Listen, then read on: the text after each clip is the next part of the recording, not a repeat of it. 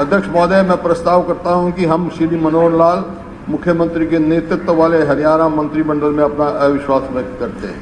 हाँ, अब प्रस्ताव प्रस्तुत हुआ कि हम श्री मनोहर लाल मुख्यमंत्री के नेतृत्व वाले हरियाणा मंत्रिमंडल में अपना अविश्वास व्यक्त करते हैं।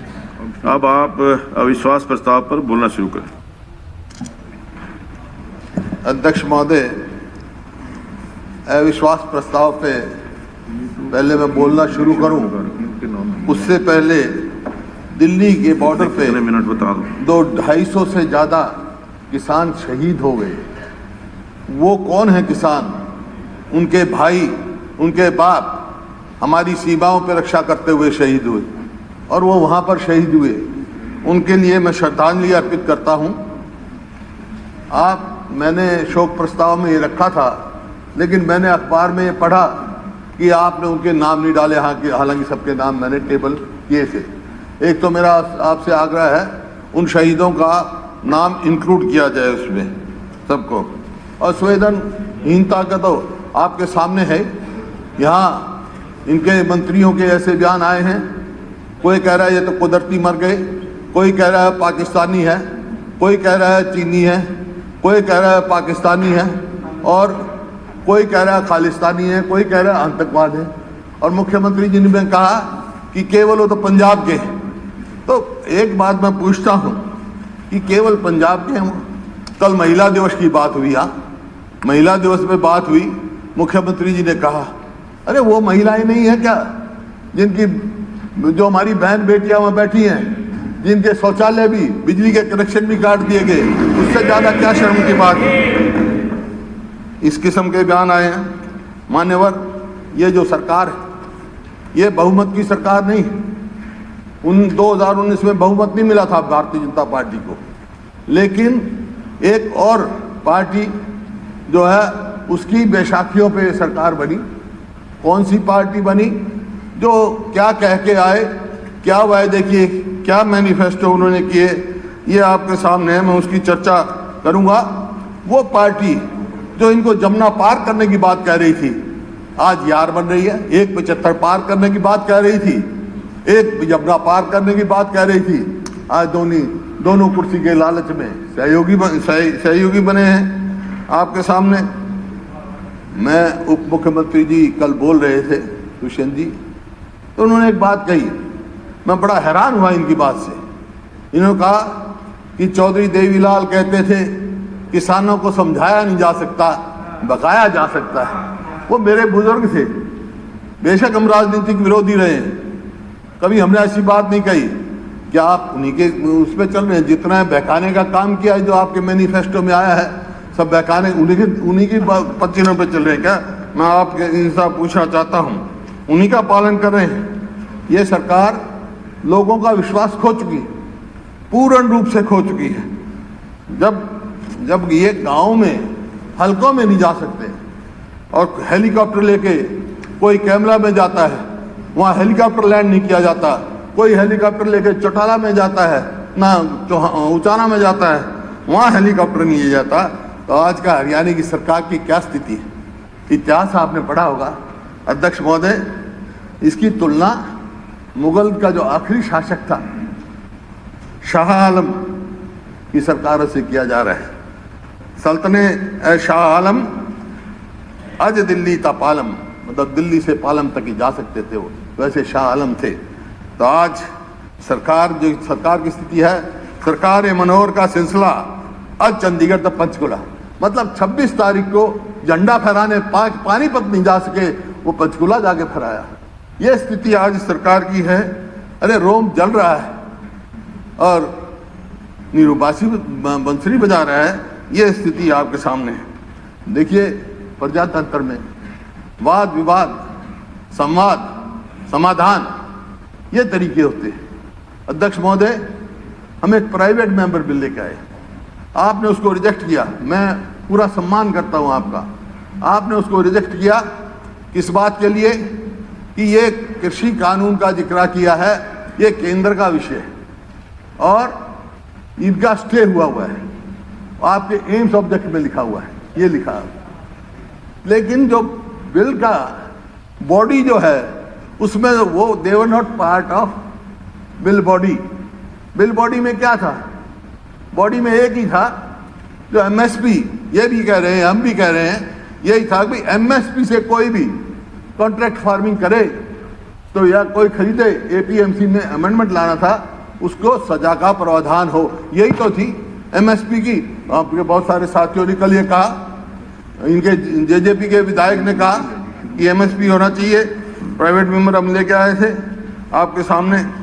देखिए अध्यक्ष महोदय, मैं जो है आज कृषि कानूनों की बात नहीं करूंगा, क्योंकि उनकी बात करते ही तो ये कहेंगे तो सेंट्रल एक्ट है। ठीक बात है, सेंट्रल एक्ट की मैं बात नहीं करूंगा। हालांकि एग्रीकल्चर स्टेट लिस्ट में था, अब बदल गया एग्रीकल्चर की डेफिनेशन, उस बात के चर्चा में मिल जाता है। लेकिन तकलीफ मेरे को किस बात की है? आज हरियाणा का किसान क्यों बैठा है? आज क्यों सबसे ज्यादा तकलीफ में, क्यों मेरी बहन बेटियां वहां बैठी हैं? ये किसान अकेले हरियाणा से नहीं है, पूरे देश के किसान उत्तराखंड, मध्य प्रदेश, उत्तर प्रदेश, राजस्थान, पंजाब से आके दिल्ली बॉर्डर पे बैठे हैं, लेकिन किसी ने रास्ते में रोकने का काम नहीं किया।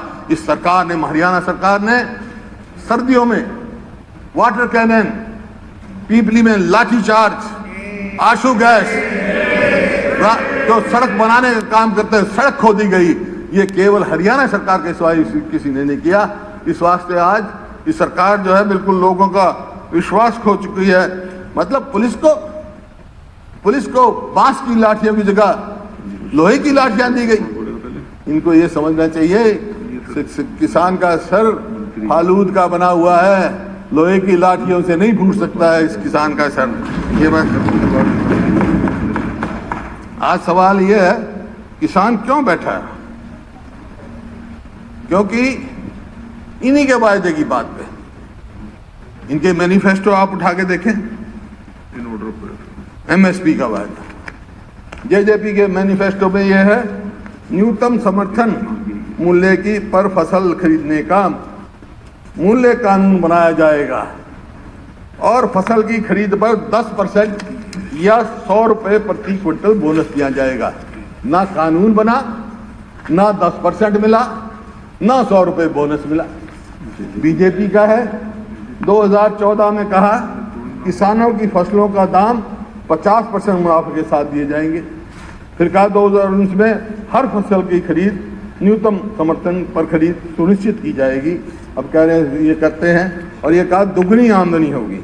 दुगनी आमदनी कैसे होगी ये मैं समझना चाहता हूँ। बहुत सारे कल हमारे मंत्री जी भी कह रहे थे कि आज ये मेरे पास आपका रिकॉर्ड है, आपका दिया पैडी की बात 2014-15 की लेता हूं। कॉस्ट ऑफ प्रोडक्शन कितनी निकाली गई? 1886 रुपये। और आपका स्टेट ने कितना रिकमेंड किया? 2000 रुपये प्रति क्विंटल। और सीसीपीए कितने मिला? उन्होंने कितना रिकमेंड किया? 1360। एमएसपी कितना मिला? 1360। लागत बढ़ रही है। इसी प्रकार से 2015-16 में लागत 1886 से बढ़कर 1994 हो गई, और आपने 2193 रिकमेंड किया एमएसपी, लेकिन मिला आपको 1410। ने रिकमेंड किया स्टेट ने 2860, और कितना मिला?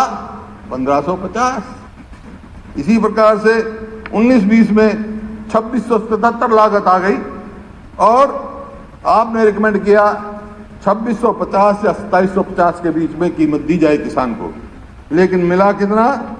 1815। इसी प्रकार से 2020-21 में लागत आ गई 2482। आपकी निकाली हुई है, हमारी नहीं निकाली हुई है लागत। और आपने रिकमेंड कितना किया? 2730 प्रति क्विंटल, और मिला कितना? 1868। इसी प्रकार से और सभी फसलों का है, लेकिन मैं मुख्य तौर पे 2 ही फसलों की बात करता हूँ। गेहूं की बात लगाएं, गेहूं की बात लगाएं। 15-16 में, 14-15 में लागत आई 1983 के अंदर 43, और रिकमेंड किया आपने 2000, मिला कितना 1450। फिर लागत बढ़ गई 2015 में 1974 और आपने रिकमेंड किया 2172, मिला कितना 1525।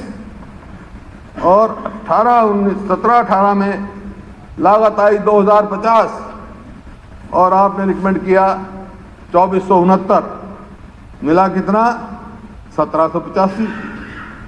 19-20 में 2021 लागत आई 2250, आपने रिकमेंड किया, मिला कितना 1925।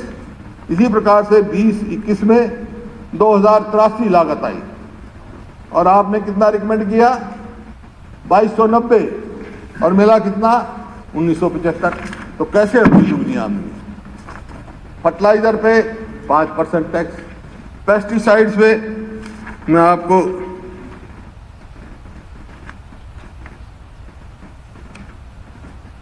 28% तक का टैक्स बढ़ा है। दुगनी कीमत हो गई, लागत बढ़ गई, डीजल कहां से कहां पहुंच गया, लेकिन आमदनी नहीं बढ़ी किसान की। कैसे करेंगे आप दुनिया? यह आपका वायदा था और इनका न्यूनतम मूल्य पर फसल खरीद का कहां गया का वायदा। इसी प्रकार से अध्यक्ष महोदय, मैं ज्यादा समय नहीं लूंगा क्योंकि कल बहुत सारी बातें राज्यपाल अभिभाषण में यहां उठी। वो अभिभाषण तो क्या सबको मालूम है कि राज्यपाल क्या कहते हैं। राज्यपाल वही कहते हैं जो सरकार कहती है। हम भी सरकार में रहे हैं। राज्यपाल का क्या है, राज्यपाल के अभिभाषण में अपनी उपलब्धियां और दिशा निर्देश दिखाया जाता है। पिछले साल का राज्यपाल का अभिभाषण पढ़ो और इस साल का पढ़ लो, कोई उपलब्धि नहीं, सिर्फ जो है आपके जो इसमें निराशाजनक प्रशंसा पत्र कह सकता हूं और कुछ नहीं उसमें। तो आपके सामने कहा। फिर कल बेरोजगारी का बड़ा जोर शोर से बेरोजगारी का मुद्दा उठा और उसमें कहा गया कि CMEI तो किसी प्राइवेट उस संस्था की है जिसने कहा कि आज हरियाणा बेरोजगारी में सबसे ऊपर है। ये मैं अकेला नहीं कह रहा, ये तो 5 सितंबर की है, दुष्यंत जी की। 5 सितंबर 19 का दुष्यंत जी का है। शर्मनाक आंकड़े, बेरोजगारी के मामले हरियाणा देश में सबसे आगे नंबर 1 पर पहुंचा। मुख्यमंत्री खट्टर एक और तो हरियाणा की नौकरियां हरियाणा से बाहर वालों को दे रहे हैं और दूसरी ओर हरियाणा में बेरोजगारी का आंकड़ा देश में सबसे ऊंची दर 28.7। और आपने कहा NSS का कि 7% का, वो भी मेरे पास आंकड़े 2011-12 में कितना था 2.8 और आपके समय में 17-18 में कितना है 8.6। बेरोजगारी किस तेजी से बढ़ रही? नहीं, मैं तो आपकी कही हूं। आपने कहा भाई ना NSS की मानो ना CMI की मानो, इसकी तो मानोगे आप? नहीं, आप ये तो मानोगे आप कि पानीपत की चपरासी की भर्ती में आप मत मानो CMI की, NSS की भी मत मानो कि सिर्फ 13 पदों की आपने भर्ती अनाउंस करी थी। कितने आए? 14,871 एप्लीकेशन आई बेरोजगारी का देखा। और उसमें कौन कौन थे? BA, BSc, MA, BTech, MTech करने वालों की बड़ी तादाद युवाओं की बेरोजगारी का ये दर। इससे पहले प्रदेश सरकार ने 18,000 ग्रुप डी में भर्ती निकाली थी, लेकिन उसके लिए अप्लाई करने वाले कितने थे? करीब 25 लाख। ये मैं नहीं कह रहा हूँ, ये देखिए सारे अखबार बड़े पड़े हैं। मैं हालांकि इसमें ज़्यादा समय आपका नहीं लूँगा। Unemployment in Haryana is highest in the country at 8.8 jobless, higher in state than in Punjab, HP and JK। तो सारे उत्तर भारत में सबसे ज़्यादा बेरोजगारी हरियाणा में है और बेरोजगारी की तरफ कोई ध्यान नहीं इसका सरकार का। आपने वायदा किए आपने वायदा किया पहले कौन से सन में? एंटरप्राइज एंड एम्प्लॉयमेंट पॉलिसी में 15 में क्या वायदा किया? इन्वेस्टमेंट 1 लाख करोड़ से ज्यादा, एम्प्लॉयमेंट 4 लाख से ज्यादा, ये आपने वायदा किया। हुआ क्या? इन्वेस्टमेंट कितनी आई? 24,000 करोड़। ये तो आरटीआई का है वैसा, आरटीआई के है, मैं नहीं अपनी मेरा कोई आंकड़ा नहीं है इसमें, आप निश्चिंत रहो। जो मैं कह रहा हूं आप कुछ निकालो, मैं तो आरटीआई इसीलिए निकाला हूं।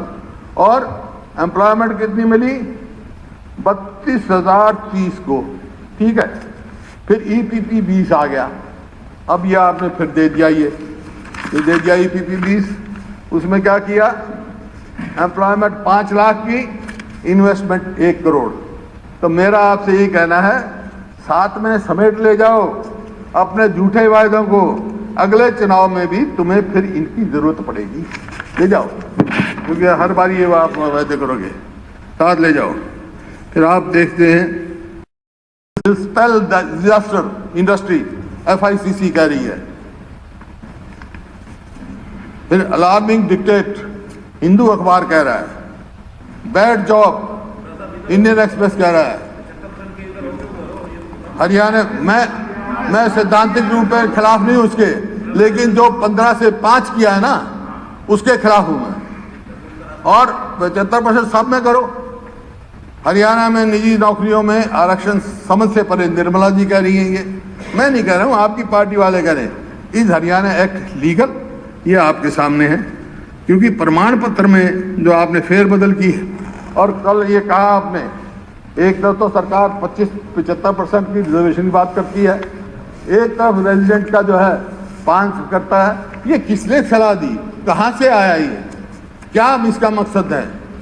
क्या इसका डेमोग्राफी चेंज करने का मतलब है हरियाणा के, या जो मूल हरियाणवी हैं उनके हक पर कुठाराघात मारने का है, या जो शेड्यूल कास्ट हैं, बैकवर्ड क्लास हैं, एक्स सर्विसमैन हैं, स्पोर्ट्स पर्सन है जिनका कोटा है, उनको ज़्यादा कॉम्पिटिटिव उसमें डालने का वो है। ये बहुत गलत काम है, ये इसमें नहीं है प्रदेश के हित में। इसको 15 करो। आप महाराष्ट्र का जिक्र करा आपने, महाराष्ट्र में 15 साल है डोमिसाइल की। आप कहते हैं डोमिसाइल कहीं हो, किसी भी प्रदेश में दिखा दो, दो डोमिसाइल बने हो। कानून व्यवस्था की बात लो अध्यक्ष महोदय, कानून व्यवस्था जो है, अपराध के आंकड़े आपने कहा 19 में 20 में कम हो गए, 19 में कम हो गए कोरोना में, लेकिन क्राइम रिकॉर्ड का डाटा जो है मुताबिक 19 में 1066 हत्याएं हुई, 1653 रेप हुए, 193 गैंग रेप हुए, 818 हत्याएं की कोशिश की गई, 3513 अपहरण हुए, 1886 बच्चों के खिलाफ अपराध हुए। यानी रोज 3 हत्याएं, 5 रेप, रोज 10 अपहरण और रोज 5 बच्चों के अपराध। और NCTRB जो 218 के आंकड़े बताते हैं कि हरियाणा में औसतन रोज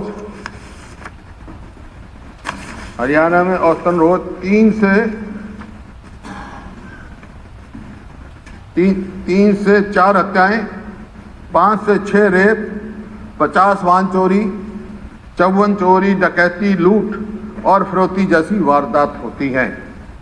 राष्ट्रीय अपराध रिकॉर्ड NCRB में दर्ज 2018 के आंकड़ों के मुताबिक नशे के मामले में हरियाणा पंजाब से आगे निकल गया।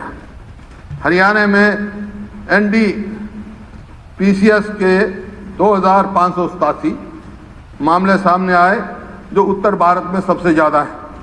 साल 2018 में हरियाणा में नशीले पदार्थों से 86 मौतें हुई हैं, जबकि पंजाब में इससे कम 78 मौतें हुई हैं। इस तरह नकली शराब पीने से 162 लोगों की मृत्यु हुई है।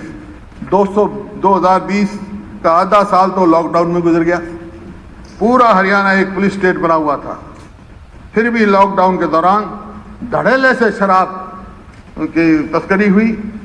आज पिछले दिनों की खबरों पर नजर डालेंगे तो लगेगा शरेआम फायरिंग और हत्या रूटीन हो गई। ये देखिए, हरियाणा में 3 मर्डर, 4 रेप, नहीं रहा प्रदेश का। कोई भी देख ले आप, अखबार उठा के, मध्य प्रदेश कहीं से देख ले, Haryana sees gang rape every day, second day, every day.